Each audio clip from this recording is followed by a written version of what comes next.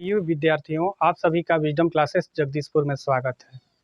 आज हम Bihar police general competition तथा क्लास 7-8 के लिए भी आप बोल सकते हैं, क्योंकि बेस 7-8 ही है, से संबंधित हम लाभ, हानि और बट्टा से संबंधित आज मैथ का सूत्र बताएंगे, फॉर्मूला उसका बताएंगे, जिसे आप लोग अच्छी तरीके से याद कीजिए। यह बेसिक फार्मूला है। इसके बाद हम ट्रिकी मैथ बताएंगे जो कि बड़ा से बड़ा मैथ आप 30 सेकंड के अंदर सॉल्व कर सकेंगे। तो चलिए हम जानते हैं। सबसे पहले हम क्रयमूल को जानेंगे। क्रयमूल पहला होता है क्रय मूल्य। मूल्य इसका अंग्रेजी होता है कॉस्ट प्राइस।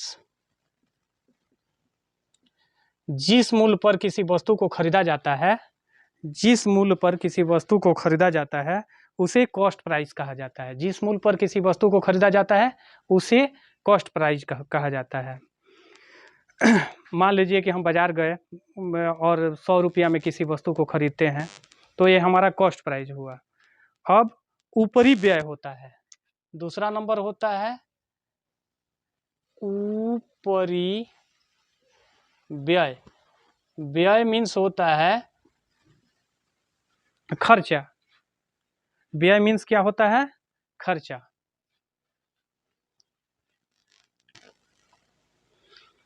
तो ऊपरी व्यय को ओवर हेड एक्सपेंडिचर बोलते हैं।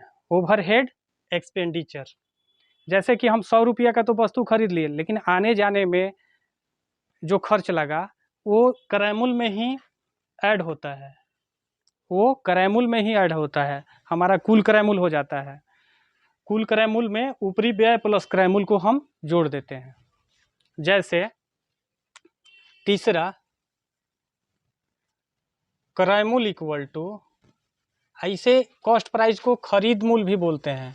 खरीद मूल्य, जिस मूल्य पर किसी वस्तु को खरीदा जाता है उससे। क्रय मूल्य इक्वल टू, कुल क्रय मूल्य इक्वल टू होता है खरीद मूल्य। खरीद मूल्य प्लस ऊपरी व्यय। ऊपरी व्यय। अब मान लीजिए कि बाजार करने हम कोई दुकान खोला है और जो नाश्ता उस करता है या ले जाने आने में खर्च लगता है, वो सब ऊपरी व्यय में होता है, और उसे खरीद मूल्य में ही जोड़ करके इसी पर वह लाभ हानि का गणना करता है। इसके बाद में विक्रय मूल्य होता है।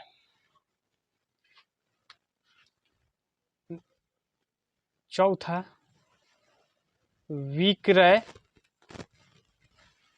मूल्य, सेलिंग प्राइस बोला जाता है।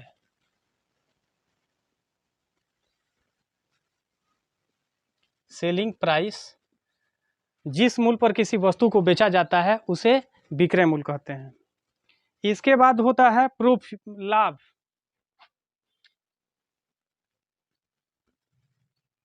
लाभ को प्रॉफिट कहते हैं। प्रॉफिट। और हानि भी हो सकता है, हानि, लॉस।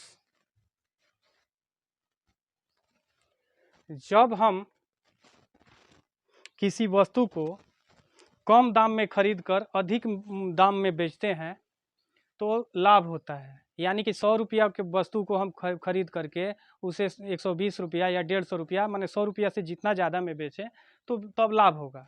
यदि 100 रुपया की वस्तु को हम 80 रुपया, 100 रुपया से नीचे पर यानी कि कम पर बेचें तो हानि होगा। तो आप लाभ हानि ये सब समझ चुके हैं। अब देखिए, सीपी को, क्रयमूल्य को शॉर्ट फॉर्म में सीपी बोला जाता है। सीपी। विक्रय मूल्य को शॉर्ट फॉर्म में एसपी बोला जाता है। और प्रॉफिट को P से डिनोट किया जाता है, हानि को L से, माने कि इसके इंग्लिश वर्ड का पहला लेटर होता है। अब डिस्काउंट 7 नंबर होता है डिस्काउंट। अब होता है बट्टा डिस्काउंट। जब किसी वस्तु पर जितना अंकित रहता है, जैसे हम किसी पुस्तक को खरीदने जाते हैं तो उस पर कुछ दाम लिखा रहता है, तो उसका हुआ मार्क प्राइस, अंकित मूल्य हुआ। अंकित मूल्य पर दुकानदार आपको छूट देता है और कम दामों पर आपको देता है, तो जो छूट देता है उसे ही हम बट्टा कहते हैं, और जो पुस्तक या किसी वस्तु पर लिखा रहता है उसे हम अंकित मूल्य कहते हैं।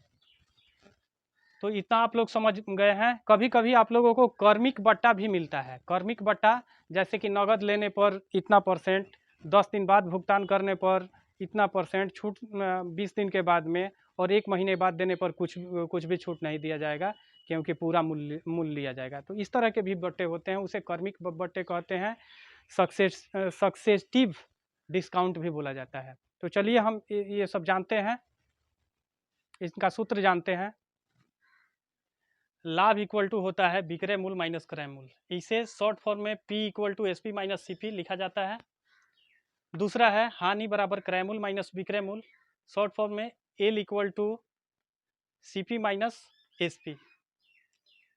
तीसरा नंबर लाभ प्रतिशत इक्वल टू होता है लाभ बटा क्रय मूल्य गुने 100, शॉर्ट फॉर्म में P% equal to P by CP into 100। हानि प्रतिशत इक्वल टू हानि बटा क्रय मूल्य गुने 100। L प्रतिशत equal to L by CP into 100। तो लाभ और हानि की गणना क्रय मूल्य पर ही की जाती है। लाभ और हानि की गणना क्रय मूल्य, देखिए दोनों में बट्टा में CP ही है, क्रय मूल्य ही है। 5 नंबर चलिए, विक्रय मूल्य बराबर क्रय मूल्य प्लस लाभ, SP equal to CP plus P। विक्रय मूल्य बराबर क्रय मूल्य माइनस हानि, जब हानि होगी तो ये सूत्र लगेगा, जब लाभ होगा तो यह सूत्र लगेगा। SP equal to CP minus L। क्रय मूल्य इक्वल टू होता है विक्रय मूल्य माइनस लाभ, CP equal to SP minus P। विक्रय मूल्य क्रय मूल्य बराबर विक्रय मूल्य प्लस हानि, CP बराबर SP प्लस L। जब लाभ होगा तो यह सूत्र क्रय मूल्य के लिए लगेगा, और हानि होगा तो यह सूत्र। तो आप आवश्यकता अनुसार इसे देख करके लगाया जाता है। विक्रय मूल्य इक्वल टू होता है क्रय मूल्य गुने 100 पर प्लस लाभ प्रतिशत बटा 100, शॉर्ट फॉर्म में SP equal to CP into 100 plus P% by 100। इसके आगे हम चलते हैं। विक्रय मूल्य बराबर क्रय मूल्य गुने 100 माइनस हानि प्रतिशत बटा 100। इसे ही लिखते हैं SP बराबर CP इंटू 100 माइनस लॉस % बटा 100। क्रय मूल्य निकालना हो तब विक्रय मूल्य गुने 100 बटा 100 प्लस लाभ प्रतिशत, CP equal to SP into 100 बटा 100 प्लस P%। 12 नंबर क्रय मूल्य इक्वल टू विक्रय मूल्य गुने 100 बटा 100 माइनस हानि प्रतिशत, CP equal to SP into 100 बटा 100 माइनस लॉस %। 13 नंबर विक्रय मूल्य बराबर अंकित मूल्य गुने 100 माइनस बटा प्रतिशत बटा 100, SP equal to MP mark price गुने 100 माइनस T% बाई 100। तो ये सब बेसिक फार्मूला है, इसे आप लोग याद कीजिएगा। इसके बाद ही ट्रिकली हम मैथ बताएंगे, क्योंकि कोई भी ट्रिक होता है अंतिम मैथ का अंतिम कंक्लूजन होता है, जिसे आप लोग अच्छी तरीके से, अगर बेसिक आपको नहीं आएगा तो आप ट्रिक कितना याद कीजिए, आप भूल जाइएगा। तो हम ट्रिकी मैथ ही बताएंगे आपको, बेसिक हम नहीं बता पाएंगे, क्योंकि परीक्षा के लिए ट्रिकी ही आप लोग लाइक कीजिएगा। और बेसिक आप तो खुद पढ़े होंगे, अगर इंटर और ग्रेजुएशन में है तो आप लोग ज़रूर पढ़े होंगे। तो इसे आप लोग अच्छी तरीके से याद कीजिए। यदि हमारा वीडियो अच्छा लगे तो लाइक, सब्सक्राइब और शेयर कीजिए। धन्यवाद।